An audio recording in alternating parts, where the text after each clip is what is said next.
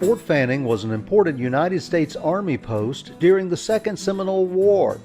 The site is preserved at Fort Fannin Park, just across the highway from Fannin Springs State Park in Fannin Springs, Florida. The park overlooks the Suwannee River, where the log fort was built in the fall of 1838. It protected an important crossing and was the base for operations up the river all the way into the vast wilderness of the Okefenokee Swamp. Named for Colonel Alexander Fannin, or Fannin, who was a fixture in Florida during the Seminole Wars, Fort Fannin is mentioned frequently in military reports of the Second Seminole War.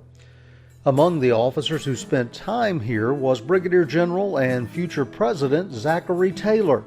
He commanded the U.S. Army in Florida. Despite the deployment of hundreds of troops in the region, Creek and Seminole warriors and their families eluded pursuit for years. It was not until 1842 that the last major groups of Native Americans in the Suwannee River region gave up the fight.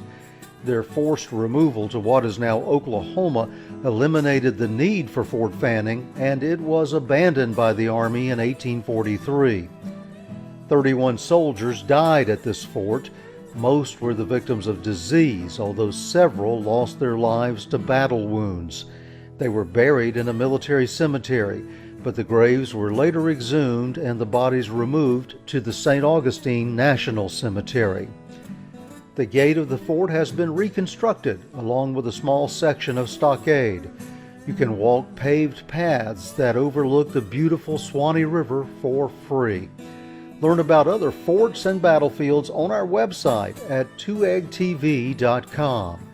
In Fannin Springs, Florida, exploring Fort Fannin, I'm Dale Cox for 2EG TV.